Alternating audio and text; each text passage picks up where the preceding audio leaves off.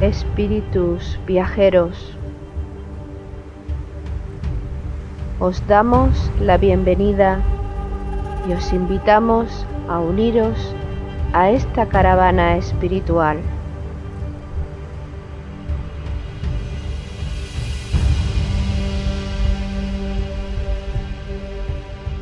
Recorreremos los áridos desiertos de nuestro egoísmo personal.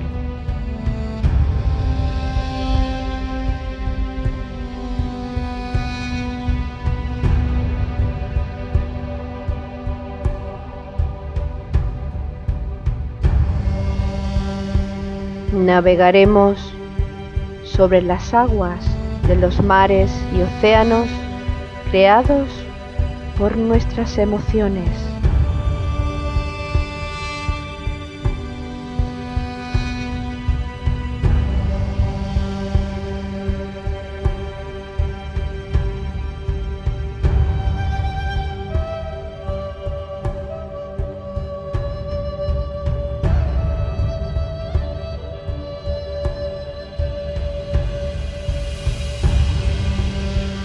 Caminaremos por los fértiles valles de nuestro despertar espiritual.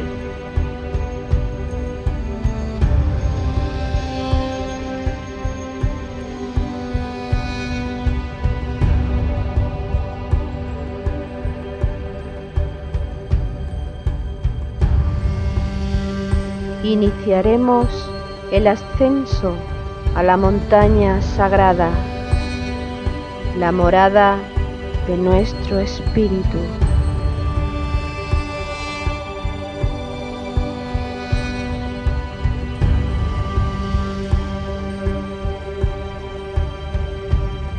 Espíritu viajero, si sientes la llamada de tu corazón deseoso, únete a nuestra caravana hacia Shambhala con alegría y gozo.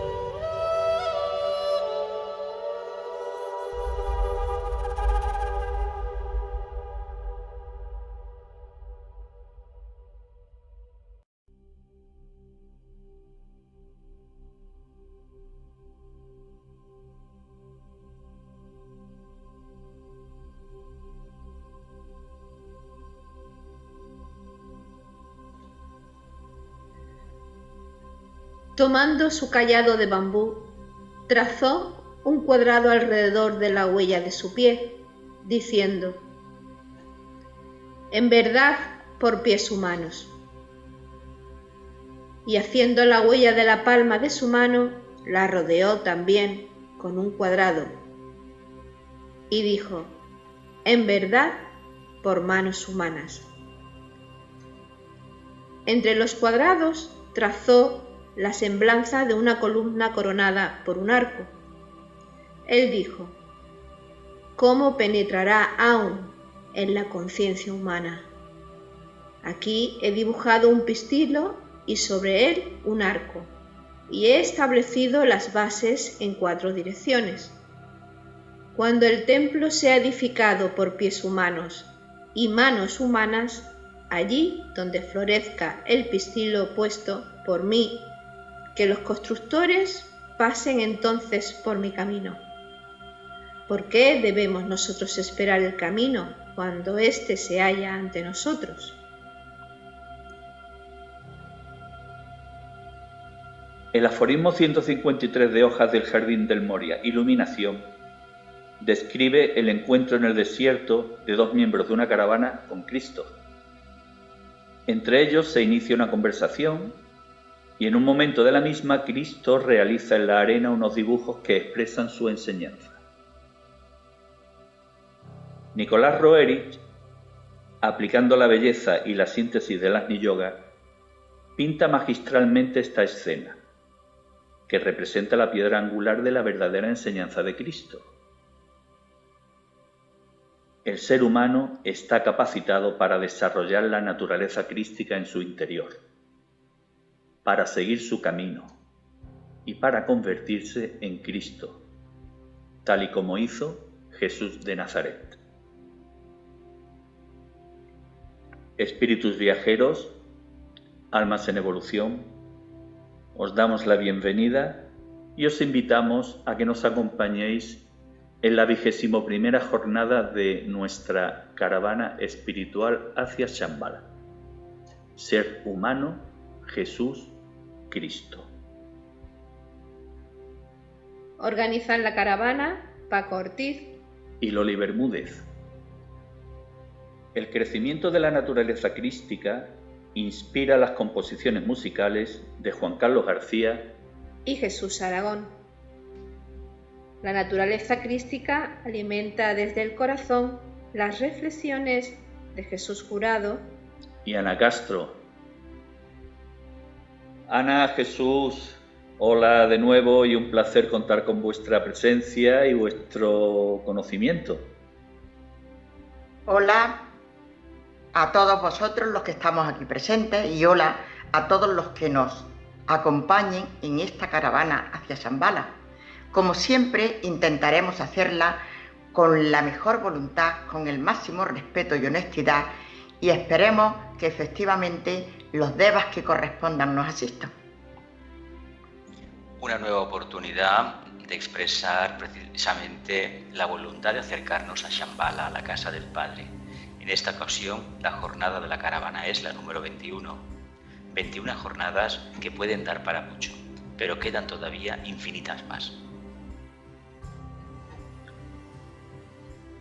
Hoy tenemos la dicha de contar en nuestra caravana con un nuevo componente. Nuevo componente en cuanto a la realización y la participación del programa, puesto que sabemos, porque él mismo nos lo dice, que es un fiel seguidor de la misma desde sus inicios. Hablamos de Ricardo Alfonso Camacho, que participa con nosotros desde México. Ricardo, muchas gracias por tu participación, por tu presencia, por tu seguimiento. Y la verdad es que sentimos dicha y placer por contar con tu sabiduría. Muchas gracias, amigos. Gracias, compañeros, hermanos en el camino. Pues agradecido a la vida, indudablemente, por esta oportunidad. Y quería presentarme brevemente. Soy un profesor jubilado que trabajó en todos los niveles educativos. Fui autor de 3 libros de educación. Y ya en el camino esotérico, pues un buscador más como todos, que anduvo por muchos lados con libros, pero llegó un día a la Orden Rosacruz de Amor, donde estuve durante varios años. También un tiempo en la Escuela Martinista ligada a Amor, y después indudablemente con la dicha de encontrar los libros azules y posteriormente conferencias y libros de Vicente Beltrán Anglada. Eso ha sido el caminar y el tratar de servir a los demás. Ha sido un seguimiento muy paralelo al tuyo, ¿no, Loli? Pues sí, te doy la bienvenida, querido frater. Sí, Sora. Bueno, entremos en materia. Esta jornada tiene por nombre Ser humano, Jesús, Cristo. Y si estamos un poco atentos al título, ya el nombre de la jornada demuestra la intencionalidad de lo que vamos a tratar. El proceso que todo ser humano puede seguir y desde el corazón debería de seguir para convertirse en Jesús y posteriormente en Cristo. Por lo tanto, comencemos, pues digamos por el principio. ¿Un ser humano se puede convertir en Jesús? Lo que significa que Jesús era un ser humano, era un ser divino. Ya hemos hablado de esto con anterioridad, pero ¿qué opinas tú, Ricardo? Bueno, en principio, cuando hablamos de Jesús, estamos hablando de un discípulo iniciado, indudablemente. Un ser humano que, al igual que muchos en este planeta, en esta humanidad, fue un gran buscador, pero que encontró indudablemente el sendero que lo llevó a esos niveles, a esos portales de la iniciación. Este discípulo Jesús, seguramente con su maestro, no sabemos quien haya sido su maestro ya en un ashram, pero que por su brillo, por su gran personalidad ya sometida al alma, logra atraer la atención de la jerarquía, de su jefe de la jerarquía, el Cristo, y es seleccionado para que él pueda en su momento ser un canal de la poderosísima energía del Cristo. Sabemos también que entre el discípulo y el maestro hay muchos ejemplos, y tenemos uno de ellos que se da con el maestro de Logos Planetario y el discípulo Sanat Kumara, o el Logos Solar con el Logos Planetario, el maestro y el discípulo. Y claro, aquí sería el maestro, el Cristo ya en su momento, y Jesús, el yo inferior, la personalidad, y el yo superior, el alma, reflejando a su mónada. A nivel práctico, cada uno de nosotros podemos alcanzar esos niveles, Jesús. Hay que entender que el nivel de discípulos que representa el carpintero de Galilea es factible con esfuerzo y vidas enteras dedicadas a manifestar el arquetipo de la luz, el amor y el poder. Es decir, hay que tener en cuenta que la diferencia entre el discípulo y el arquetipo es ni más ni menos que el campo de servicio. En la medida en que el discípulo va ensanchando el campo de servicio y va integrando en su conciencia el arquetipo que el Cristo representa, que es el segundo rayo, el amor, pero el amor con mayúsculas, que todavía para los humanos es casi completamente desconocido, uno se convierte precisamente por imitación, se convierte en ese gran avatar. Pero lo importante es que tengamos los pies en tierra y sepamos que sí que podemos ser un discípulo. Si nos lo planteamos, ahora la prueba a la que se somete el discípulo Jesús, que ya tenía una tercera iniciación, era un iniciado, es la prueba de la muerte, de lo que es la crucifixión, lo que es la resurrección, es la cuarta iniciación, el aratado. Esa prueba es una prueba muy dura, pero hay que tener en cuenta que alguna vez, en alguna encarnación futura, quién sabe, nos tendremos que enfrentar. Pero hoy el trabajo del día a día es colocar la energía crística en cada faceta de la personalidad. Antes de darte paso, Ana, yo quiero hacer una pequeña introducción, más bien una reflexión personal, puesto que estamos hablando de discípulos, estamos hablando de ashram, estamos hablando de Cristo, de logos planetarios, logos solares, es decir, estamos hablando en definitiva de una cadena jerárquica de carácter evolutivo universal. Y mi reflexión va en el sentido de que yo percibo, y al igual que Loli, y creo que algunos de los miembros de la caravana, que actualmente existe la tendencia de minimizar algo, el concepto de discípulo, más que minimizarlo, más bien de generalizarlo. Y al generalizarlo en el sentido de que todos somos discípulos, de que todos somos maestros, creemos que de alguna forma le restamos el carácter sagrado y trascendente que tiene la palabra y la terminología discípulo, puesto que yo creo que habría que matizar en los conceptos en el sentido de que en realidad en la vida diaria todos somos alumnos y todos somos maestros, pero en realidad no todos somos discípulos de un maestro al nivel jerárquico al que nos expresamos. ¿Qué puedes aportar, Ana? Pues yo pienso, y como siempre hablo desde mi conciencia limitada al nivel alcanzado, que lo desconozco, y tampoco creo que sea demasiado importante, porque lo único importante es seguir trabajando, seguir caminando, seguir superando etapas, etc. Pero Jesús, yo estoy convencida de que era un ser humano exactamente igual que nosotros, un ser humano que ya había alcanzado una evolución alta, porque la misión que tenía aquí en la tierra era albergar, encarnar en sí mismo la energía crística.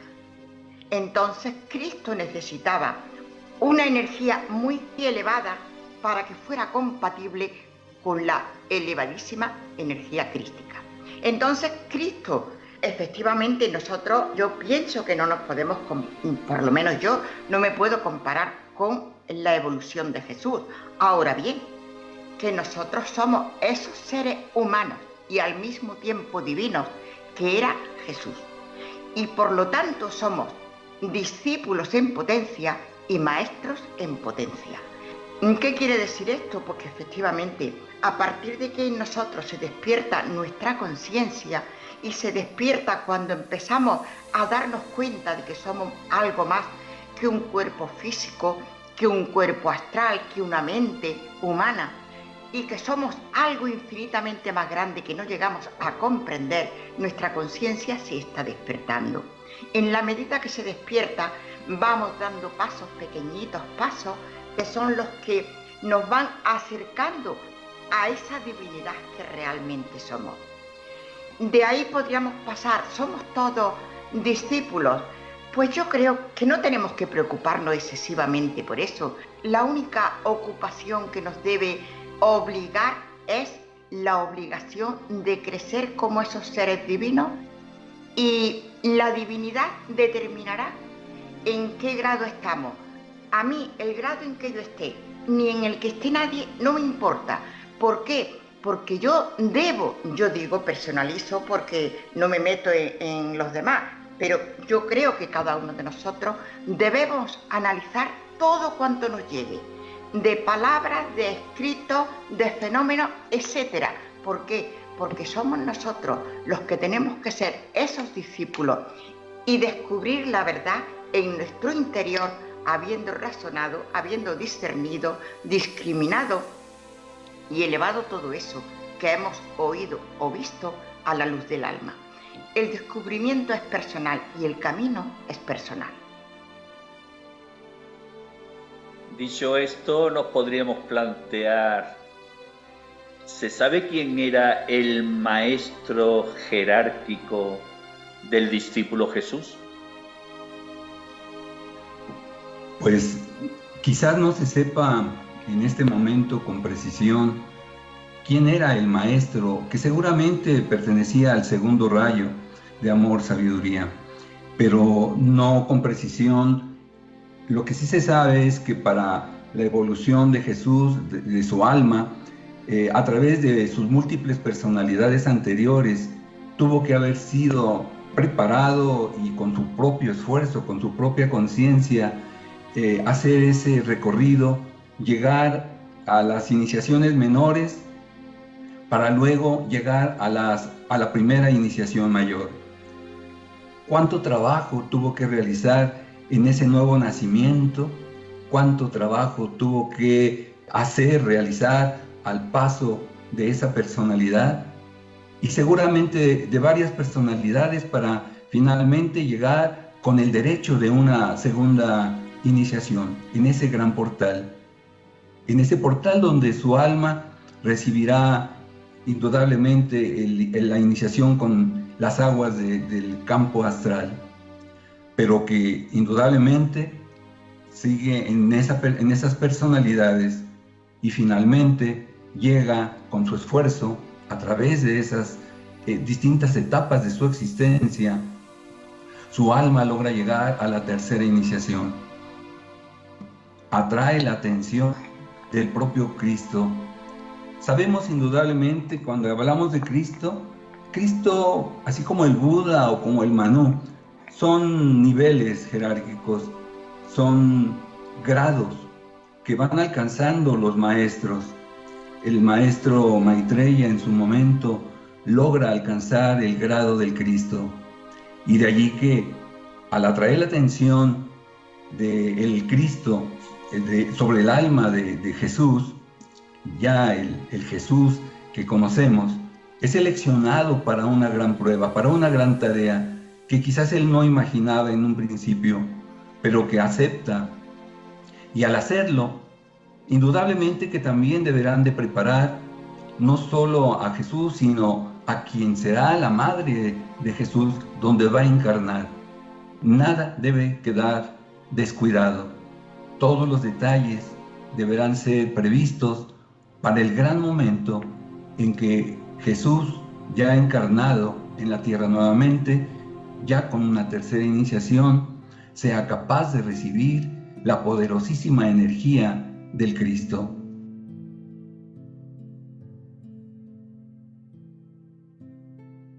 Jesús, ¿tienes algo que aportar en cuanto al posible maestro de Sostengo, sí, es la línea par. Lo que sucedió fue que el que conocemos como el discípulo Jesús tenía una fortísima personalidad de sexto rayo, tenía un segundo rayo muy activo, pero prácticamente conocemos al cristianismo por lo que sucede después de lo que conocemos como este psicodrama de Palestina, después de la experiencia, la iniciación del Monte Calvario. En ese momento, el que sufre de verdad la prueba física, es el discípulo Jesús, este alumno aventajado que ha juramentado servir eternamente al Creador. Pero hay que tener en cuenta que el maestro que ha ocupado su cuerpo para someterse a esa prueba y enseñar a los humanos lo que significa la renuncia del mundo de la forma, ese maestro, no olvidemos que tenía una sexta iniciación. Se nos dice que apareció en la tierra con el nombre de Sri Krishna en los nombres conocidos de la antigüedad. Son los diferentes mensajeros de Vishnu. Lo que sí sabemos es que unos 15 años después de los acontecimientos de Palestina, la Turquía actual, encarnó un niño que fue conocido con el tiempo con el nombre de Apolonio de Tiana. Se parecía tanto al discípulo Jesús, tanto en la forma de hablar como en la apariencia física, que los que habían conocido a Jesús en Nazaret dijeron que el maestro había vuelto y ha resucitado. En realidad fue una encarnación seguida.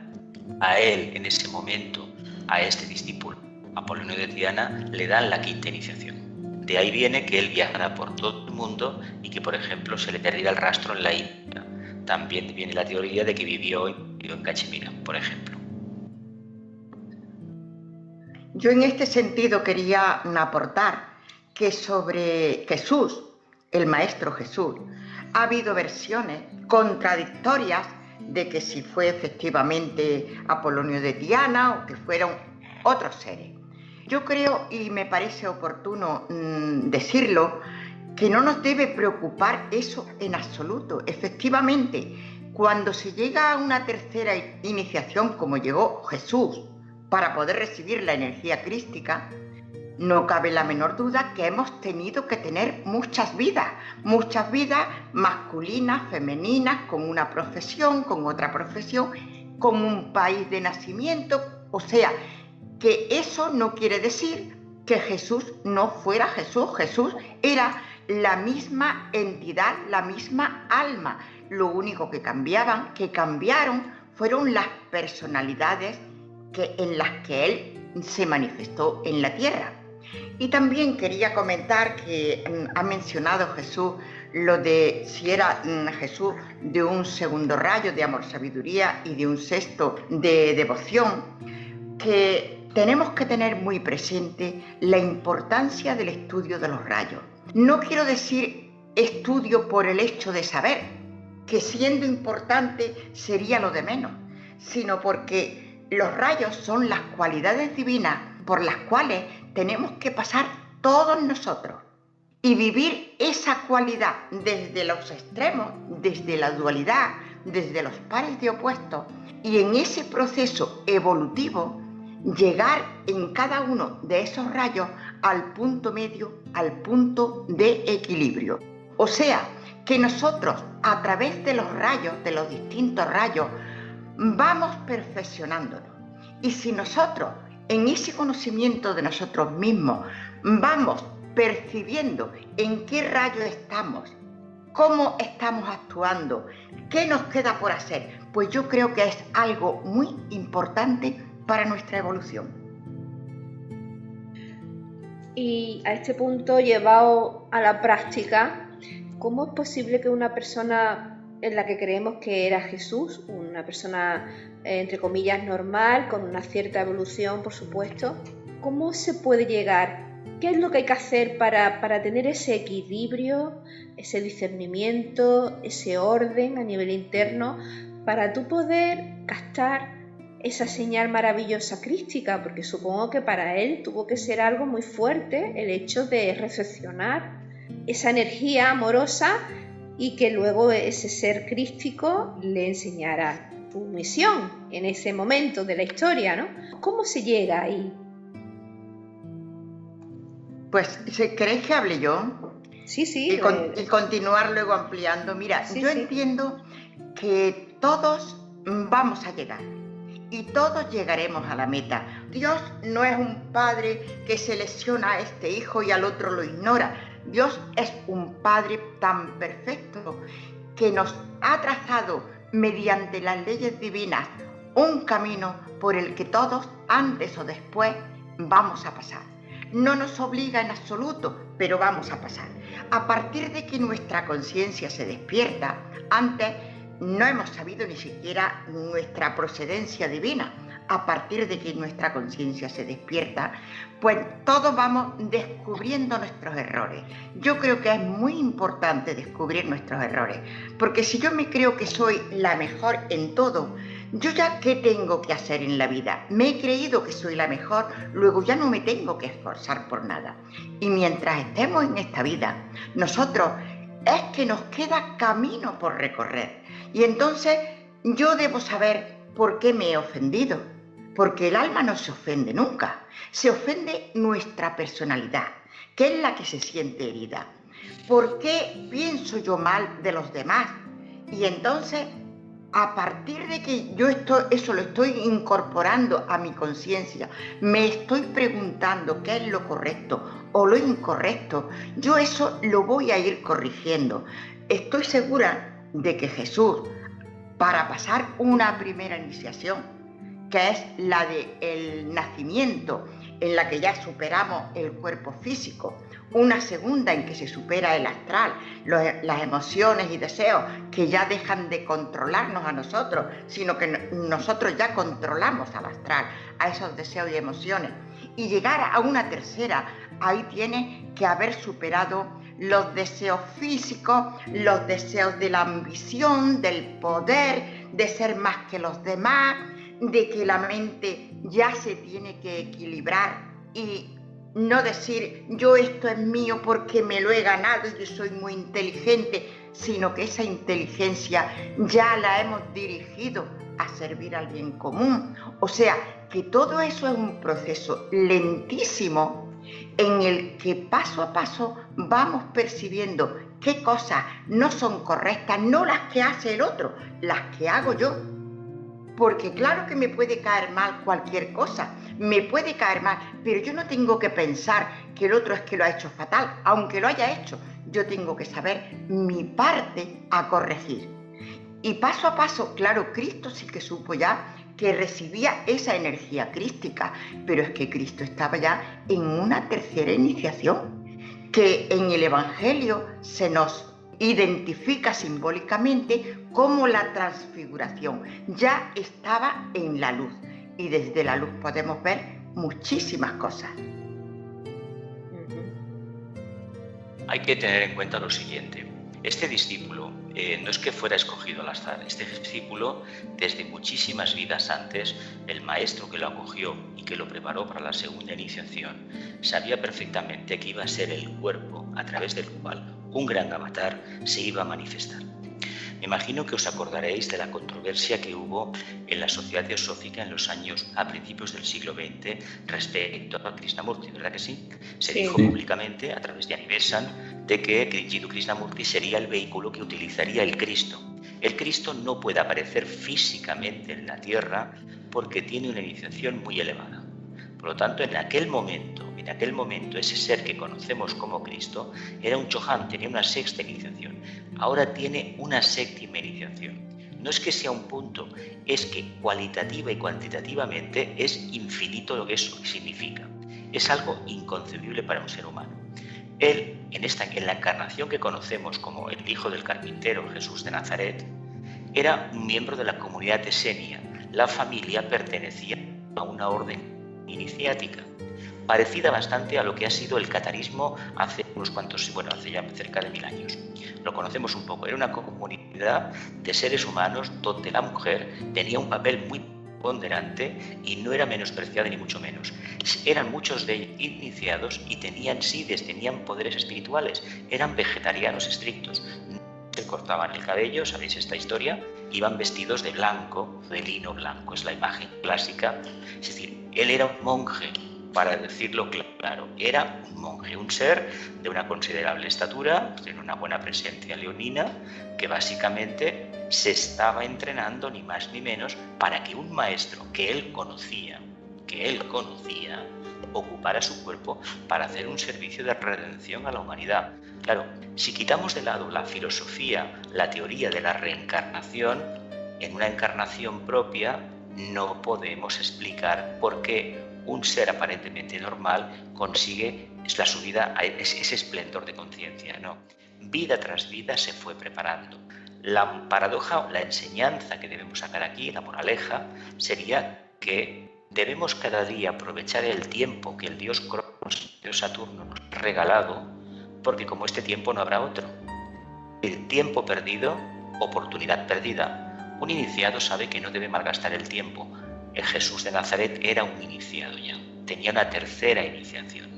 Por lo tanto, para él el factor tiempo era impecable. Él consagró su vida, prácticamente se entregó de lleno y consiguió que su maestro obtuviera la iniciación y él recibió la suya, la de Arán, la cuarta. Hablamos a nivel evolutivo y, hombre, para poner un poco los pies en la tierra, estamos hablando de terceras, cuartas, quintas, sextas iniciaciones. Lo aquí presente, lo que estamos hablando, que estamos en una primera recién empezada, por ejemplo. Quizás no lo sabemos. Y como bien dice Ana, no hay que preocuparnos en realidad. ¿En qué nivel jerárquico estoy de esa evolución? ¿Cuál es el nivel que actualmente tengo? ¿Cuántas personalidades he tenido? ¿Cuáles han sido los rayos por los que he pasado y los últimos?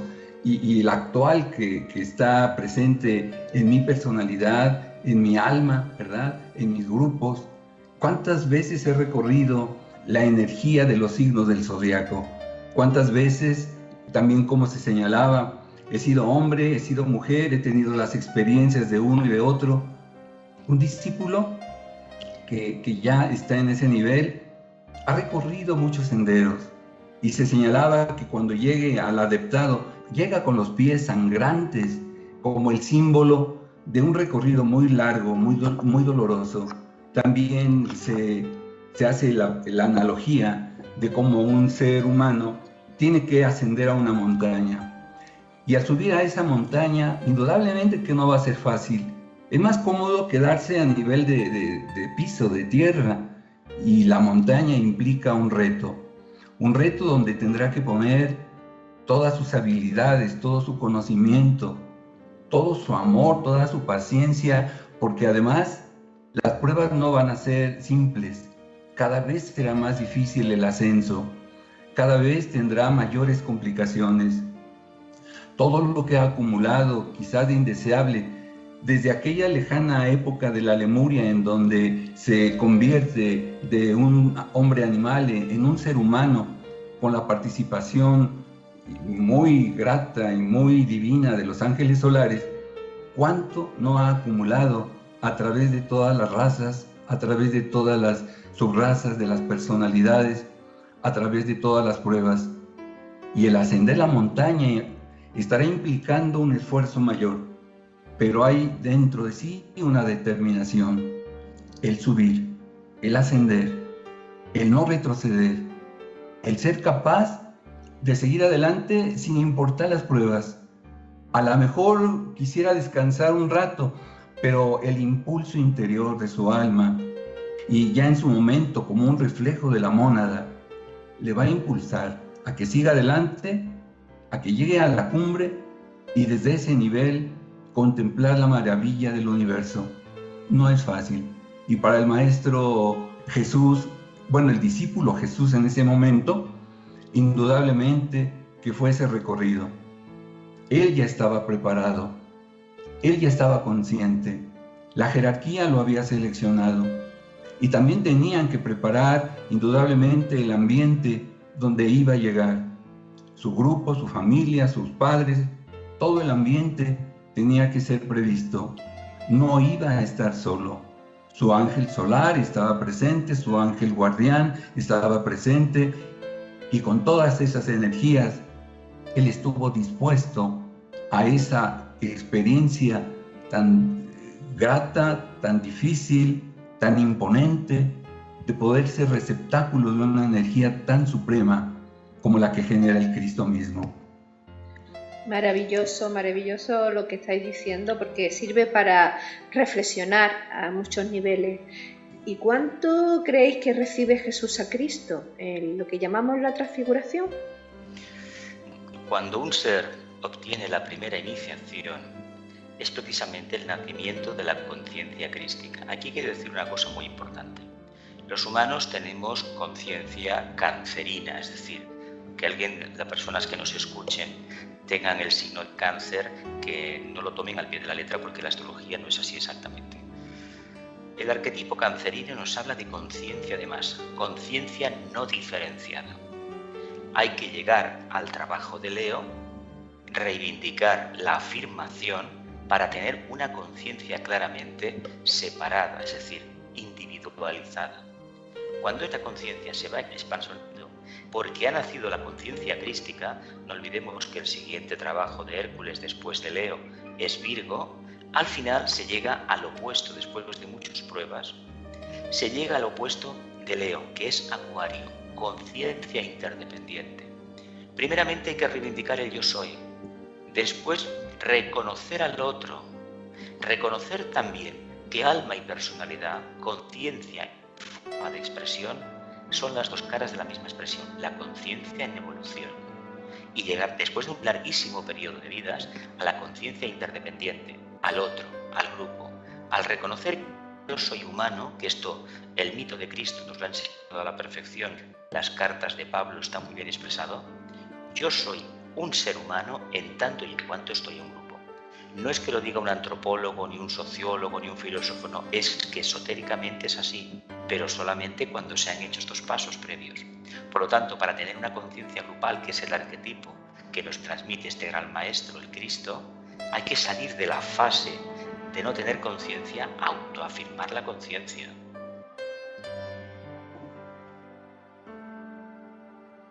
Y cuando Jesús recibe a Cristo, ¿qué ocurre? El rito cristiano tiene la tradición de hacer a los niños, los presenta en sociedad básicamente con un bautismo, es decir, vierte las aguas del Jordán, las aguas purificadoras, sobre el vehículo emocional. Quiere decir que aquí se está haciendo una ceremonia de purificación emocional, pero es una ceremonia que de momento queda en eso. Lo que se debe de hacer es comprender lo siguiente. Uno ha nacido, pero cuando uno despierta a la luz, a la verdadera luz, uno está despertando a la conciencia crística. Esa conciencia crística, ese amor por superar las limitaciones, te lleva a esa prueba de bautismo. Por lo tanto, ¿en qué momento la conciencia crística se ancló en mí? En el momento, en la vida que fuera, que empecé a pensar en el otro y deseando para el otro lo mismo que deseaba para mí. No es gratuito que en el Nuevo Testamento se diga haz a los demás o no hagas a los demás lo que no quieres que te hagan a ti, o ama a tu prójimo como a ti mismo. Hay que puntualizar una cosa. Esta frase se atribuye a un mandato del Maestro a los apóstoles. A los apóstoles es difícil que les dijera eso. A los apóstoles lo más probable es que les dijera lo siguiente: amad a vuestro prójimo más que a vosotros mismos. Por una razón muy sencilla, porque un apóstol en aquel momento eran discípulos iniciados. Lástima que sepamos tan poco de ellos y que la tradición pues sea bastante confusa, pero no eran seres escogidos al azar. Se les llamaban pescadores porque el pescador es el maestro, el gurú, aquel que va recogiendo a las almas y las va conduciendo a la casa del Padre. Está lleno de simbolismo. Mira, yo quería en este punto, porque preguntaba Paco, me parece que era, si nosotros, por ejemplo, los que estamos aquí presentes, ¿en qué iniciación podríamos estar? Primera, segunda, tercera, etcétera. Bueno, yo en eso no lo sabría ni decir, ni muchísimo menos. Ahora bien, yo voy a decir algo muy sencillo, muy elemental, que en cierta ocasión le pareció muy bueno a Loli. muy clarificador. Entonces, si yo en mí, porque yo no puedo pensar en otra persona, yo puedo pensar desde mí. Si en mí domina mi cuerpo físico, y eso es lo que a mí me trae por la calle de la amargura, lo que me da mayores satisfacciones y lo que me da mayores penas, pues yo estoy en un nivel muy bajo, estoy en el físico. Si a mí todavía me dominan las emociones y deseos, que me desbordo de alegría y me desbordo con las penas, pues yo estoy en el emocional. Luego yo todavía no he ascendido, porque esas emociones no es que sean malas, son malas o negativas, mal dirigidas. Las tenemos que elevar a la aspiración, a aspirar a unirnos con la divinidad. Si yo ya estoy y en mí domina la mente, el mental, todo lo razono, todo lo correlaciono, le busco la lógica, etc. En mí está dominando el mental. Ya tengo una conciencia un poquito más elevada. Ahora bien, ¿qué ocurre? Que yo tengo que saber que el hecho de que yo haya llegado al mental, eso no quiere decir, porque tenemos una primera etapa del mental en la que la dirigimos egoístamente, y yo creo esta empresa para mí, y yo busco este puesto de trabajo para mí, y no me importa si piso a nadie, etcétera, etcétera. Y cuando nosotros hemos despertado nuestra conciencia crística, llegamos a esa fase en que mencionaba Jesús, que ya pienso en el otro. Y no solamente ya pienso en el otro, que no tengo que pisarlo y que no tengo que pisar sus derechos, sino que pienso en los otros como comunidad, como hermandad, como fraternidad. Luego, ¿en qué iniciación estamos cada uno de nosotros? Secundario, creo yo. Lo más importante es que no nos creamos que somos más de lo que somos, porque entonces estamos perdiendo el tiempo, estamos perdiendo energía en satisfacernos en vez de trabajar para elevarnos. Es verdad, Ana. Eso me fue para mí muy clarificador. Y es más, cuando encuentro una persona así que un poco no sabe, le pongo ese ejemplo y lo ve clarito. Precisamente yo la pregunta que hice, la hice con toda la intencionalidad del mundo para que tomemos conciencia y que cada uno se ponga su mano en su pecho. Quiero de que puntualizar algo. El propio maestro dijo lo siguiente: por sus frutos los conoceréis, o en lenguaje moderno, el movimiento se demuestra andando. Es decir, o se expresa la conciencia haciendo algo inteligente, innovador, que busque el mayor bien para el mayor número, o olvidémonos de ser discípulos, y menos aún una palabra que está proscrita en las escuelas esotéricas es la palabra iniciación. Nadie que se somete a las pruebas del discipulado puede decir públicamente que es o no es un iniciado. Nunca se debe decir eso, porque se despierta demasiada curiosidad. Ahora bien, podemos hablar de discípulos en tanto y en cuanto estamos aprendiendo. Y resulta que el primer maestro que tenemos que obedecer es la propia alma, la propia conciencia.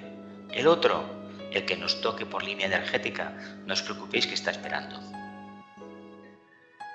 Bueno, pues avancemos en la vida de Jesús y su relación con Cristo. Cristo estuvo siempre con Jesús, en algún momento lo abandonaría, supongo.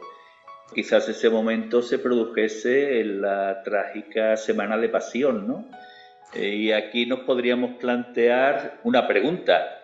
¿Quién vivió y sufrió la pasión? Y por añadidura, ¿sufrió Cristo la pasión? Si no fue así, o si fue así, ¿en qué momento se separó del cuerpo de Jesús? Además es importante aclarar esto porque hay muchísimas personas que pueden que no entiendan ciertas cosas sobre este tema. Indudablemente que hablar de la vida de Jesús es hablar de aquel gran discípulo ya iniciado, consciente, seleccionado por la jerarquía, preparado desde mucho tiempo antes de hacer ya este papel en la escuela de la tierra. Pero ya que estuvo todo el marco listo para que esto se realizara, Él nace, él crece, se desarrolla, y se sabe que indudablemente durante mucho tiempo estuvo con su familia, estuvo con los maestros de su ambiente, pero siempre está esa inquietud. ¿Qué pasó con aquella edad en que ya no se sabe de él? Su adolescencia, su juventud, su madurez. ¿Qué pasó? Los libros, los evangelios, entiendo que incluso los apócrifos no hablan ya del detalle de sus enseñanzas, de sus aprendizajes. Estaba él preparándose para que en su momento poder recibir la poderosa energía del Cristo. Solamente así podría ser, prepararse en todos los sentidos, en su personalidad, en sus tres cuerpos, cómo alinear sus tres cuerpos, cómo redimir su materia física, la emocional y la mental. ¿Y qué sucedió? Hay interrogantes. Estuvo en la India, estuvo en el Tíbet, en Persia, en Grecia, en el místico Egipto. Tuvo iniciaciones con esas regiones, iniciaciones a nivel del ser humano. Nos lo dirán los registros acásicos de aquellos que tengan acceso, derecho a incurrir allí, a poder apreciar la verdad. Pero, sin embargo, se sabe que llega a su vida pública, 30 años, y allí, en algún momento, va a recibir indudablemente la energía. ¿Qué va a pasar con su personalidad? Se va a hacer un lado la personalidad de Jesús, porque ahora será el Cristo mismo en ese cuerpo, en ese vehículo. ¿Cuándo sucede? El río Jordán, en el bautismo que hace en ese momento, ¿será ese el momento o alguna iniciación que desconocemos previa en algún otro lugar? Sin embargo, sabemos que es cuando Él toma Cristo, ese cuerpo, empieza la enseñanza y va a transmitir ese gran poder que es el amor.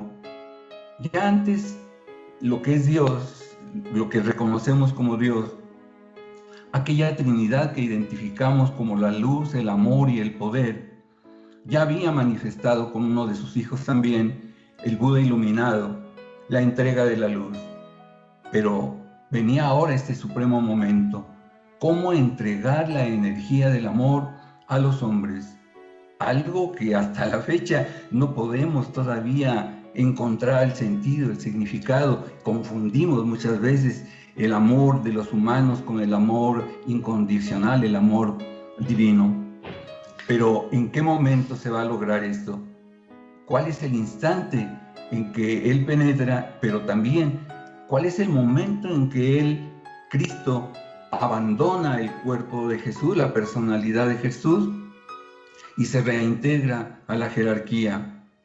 ¿Cuál es el momento? En el momento de la transfiguración, ese momento sublime en que Cristo hace ese canal, una antacarana, para que se una la jerarquía con la humanidad desde ese momento, o tiene que pasar la pasión. Algunos esoteristas dicen, la jerarquía no permitiría que un maestro del nivel de Cristo tuviera que pasar ese sacrificio, pero sí el cuerpo, la personalidad de Jesús, que quedaría como el símbolo de la cuarta iniciación para todos los humanos que en el sendero están aspirando a llegar un día al quinto reino. Sigue la interrogante y creo que siempre es útil analizar. Pero es interesante recordar una cosa. A ver, hay un ejemplo muy claro de lo que significa el despertar de una iniciación. En la vida, por ejemplo, de Pablo de Tarso. Sabéis que Pablo de Tarso era un recaudador de impuestos del Imperio Romano, era un judío, colaboraba para ellos, para los romanos, combatía a los cristianos y en un momento determinado, simbólicamente camino de Damasco, vino un rayo y lo descabalgó del caballo. ¿Qué pasó? Pues que recibió la tercera iniciación, simbólicamente hablando, y a partir de ahí tuvo un periodo de ceguera de 3 días, se dice, y estuvo 7 años soportando las consecuencias del fogonazo de energía que le vino con la tercera iniciación. El único discípulo que tiene una tercera iniciación, los otros tenían una segunda, algunos de ellos, es Pablo de Tarso. Curiosamente, Pablo de Tarso no conocía al maestro. Y Pablo de Tarso empezó a hablar de una manera que a algunos de los apóstoles les recordaba también al maestro. Un ejemplo muy pragmático. Imaginaos que conocéis a un ser humano que en un momento determinado de su vida ha tenido una pequeña orientación o ha pasado algo y empieza a hablar de un tema que ya conocéis, por ejemplo, la filosofía esotérica, pero sin saber muy bien por qué, empieza a hablar con un tono de voz, una vibración y sobre todo generando un vacío en los éteres como hasta ese momento no se le había reconocido. ¿Qué podemos pensar de aquí? Si somos un poco perspicaces, y los discípulos han de serlo absolutamente, y nos miramos bien la cara de esa persona que está hablando, ya sea hombre o mujer, le veremos que la mirada le ha cambiado completamente. Diremos, caramba, ¿aquí qué ha sucedido? Pasan unas horas y esa persona que todos conocemos, en la que sé, vuelve a su estado de conciencia anterior. Y esto se repite un día, se repite al cabo de unos meses, etcétera, etcétera. Cada vez que el maestro se introducía en el vehículo, en los vehículos karmáticos del discípulo Jesús, el discípulo, el que se preparaba para la cuarta iniciación, hablaba con simbolismo, los conocemos a través de los evangelios. De ahí que no fueran las palabras es lo de menos, es la vibración que generan, que todavía perduran en la tierra, como las del Buda y los avatares que hemos tenido en la humanidad. Todas esas palabras que fueron dichas en los idiomas que fueran, todavía su vibración resuena en la tierra. Lo que sucede con los humanos, las repetimos, las escribimos y creemos que con ello estamos consiguiendo emular el arquetipo que representan. No es así. Eso quedó ahí. Por lo tanto, esto fue un proceso. Para el propio discípulo, evidentemente hubo momentos de desazón. No olvidemos que la prueba iniciática se representa como una crucifixión física. Es una alegoría, porque en realidad es sacrificar la personalidad y conseguir que el espíritu triunfe sobre la materia. Pero hay un momento cumbre en la pasión, que es el momento de Getsemaní, la oración. En ese momento se llama directamente la atención de la casa del Padre. Ahí está el grupo del discípulo, pero quien está invocando es ese maestro de sexta iniciación que se está sometiendo a la prueba de la séptima. Como bien se ha dicho, un maestro de la jerarquía no puede recibir ese castigo físico básicamente porque no tiene cuerpo, no tiene karma que agotar. El discípulo Jesús agotó su último karma en la cruz. De ahí que sirva de símbolo para la humanidad, decir, el día que transmutemos la materia, ese día ya no tendremos necesidad de reencarnar. Bueno, hermanos, estamos llegando al final.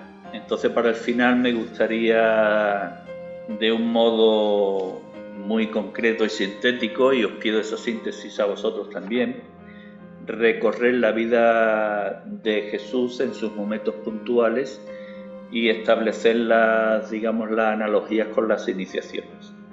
En primer lugar, el nacimiento, que podíamos asociar con el nacimiento de Cristo, que aunque en el caso de Jesús se produce en el nacimiento del cuerpo físico en Belén, pero se debe de entender que ese nacimiento crístico ha supuesto muchas encarnaciones atrás. ¿Estamos de acuerdo?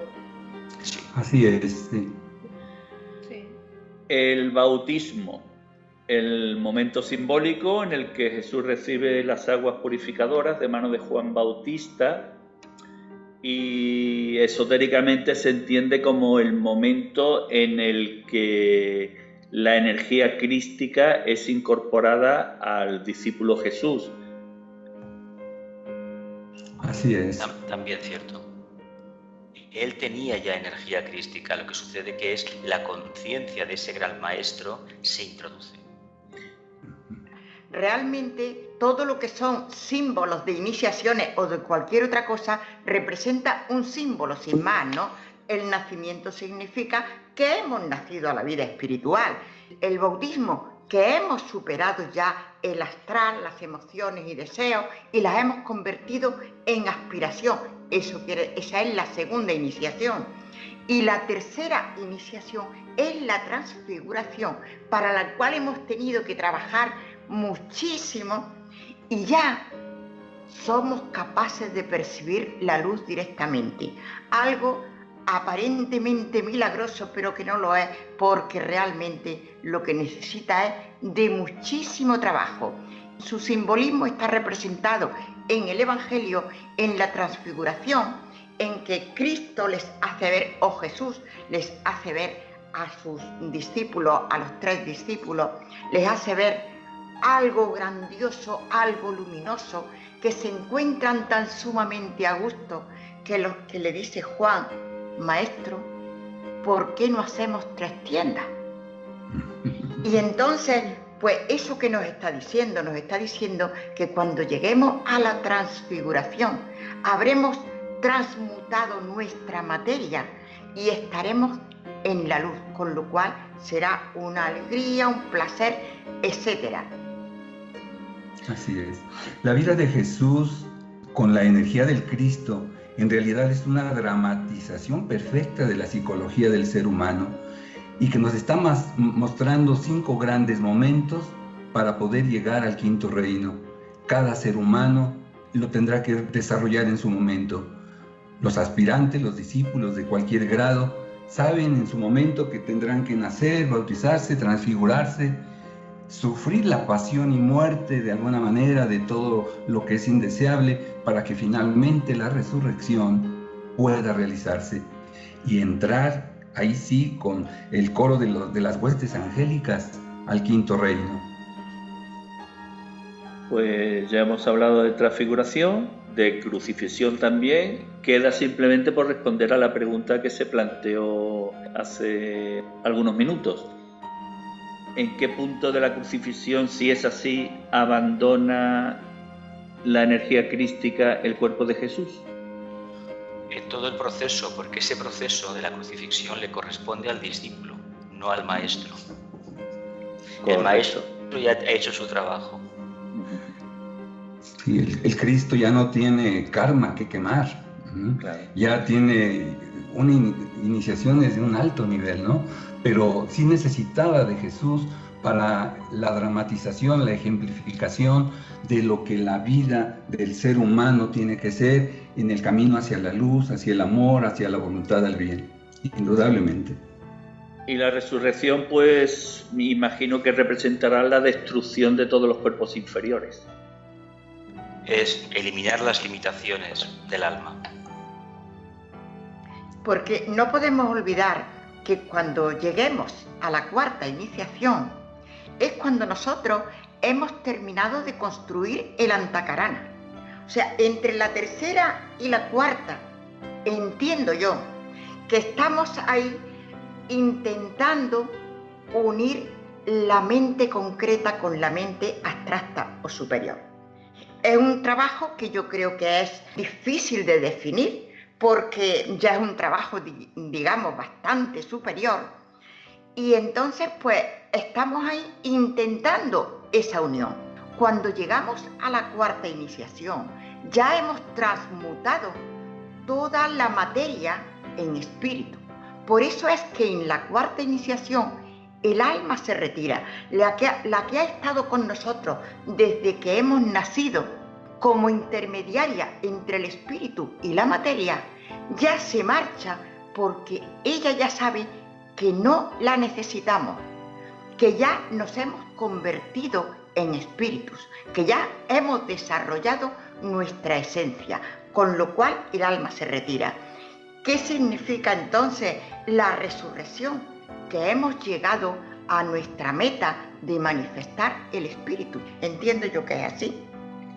Sí, es el triunfo del espíritu del ser humano y que tiene ahora la posibilidad de entrar ya de lleno a la quinta iniciación, que ya es como un paso ya muy claro, que sigue ya como una secuencia indudable para que el ser humano pueda dejar el cuarto reino, incorporarse al quinto reino.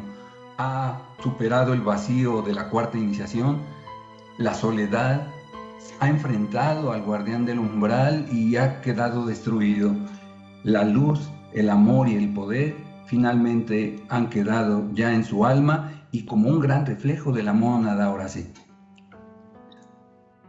Contemplando esta antacarana del que se ha hablado, este triunfo de la resurrección, desde el campamento de la caravana, que ya está instalado, ya está alimentado el fuego, ya estamos en torno al fuego, pues es el momento de realizar una última reflexión que os ruego sea lo más sintética posible, dada la duración de la jornada.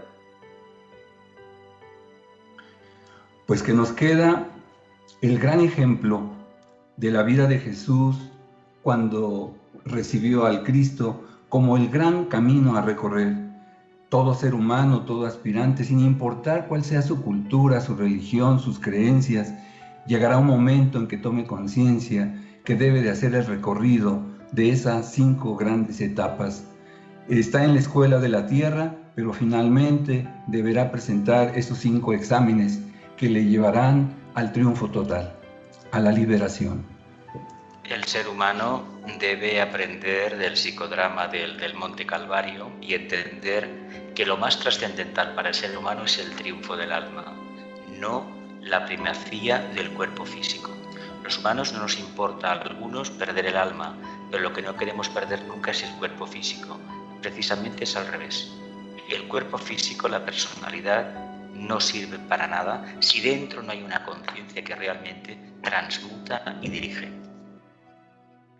Jesús y Cristo vinieron a darnos una gran enseñanza. Se nos dice que Cristo o Jesús vino a salvar al mundo. Yo entiendo que esa salvación no es una salvación milagrosa, ni muchísimo menos. Es una salvación en la que nos mostró el camino que tenemos que seguir.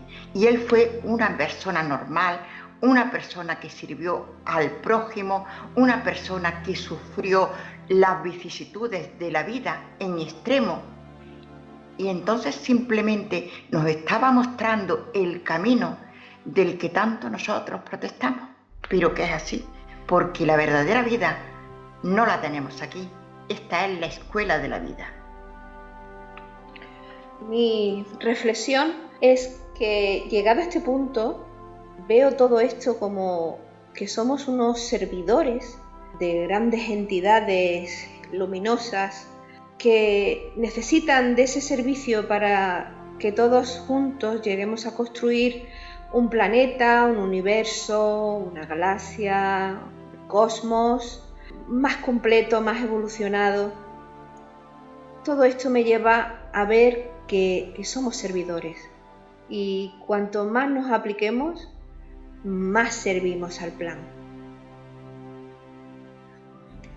Ese servicio al plan representa el triunfo del alma individual de cada ser humano, del alma colectiva de la humanidad, y en el día a día ese triunfo se manifiesta mediante un correcto pensar, un correcto sentir y un correcto actuar, sin importarnos, como bien se ha dicho, el punto evolutivo en el que cada uno nos encontremos, el grado de discipulado que cada uno tengamos, seamos más o menos discípulos de mayor importancia o menor importancia. Lo importante es el servicio, puesto que este servicio, infundido por el amor que emana de la mónada a través de nuestra alma, nos conducirá a manifestar a Cristo en nuestro interior. Hermanos expedicionarios, almas en evolución, cuando el pistilo puesto por Cristo florezca en nuestro corazón, comenzaremos a recorrer su camino. Cuando el nombre del templo construido por nosotros para honrar a Cristo sea pronunciado, el signo del pie y de la mano se escribirá sobre la piedra angular. Se habrá producido la segunda venida de Cristo en nosotros. Alabaremos a la Madre del mundo, como hizo Él, y sufriremos la vejación del mundo, como le sucedió a él. Abonemos el amoroso pistilo de Cristo que crece en nuestro corazón mediante la oración, porque una plegaria pura siempre asciende. Ante los pies de Cristo florece, plateada y radiante. Con una pura llama azul resplandece la palabra de llamada e irradia el cáliz de la exaltación. Construyamos el templo de Cristo en nosotros para que Él establezca su trono en nuestro jardín. Aforismo 73 de Hojas del Jardín de Moria, la llamada. Nosotros asentamos piedras para los peldaños del templo resplandeciente. En nombre de Cristo las acarreamos.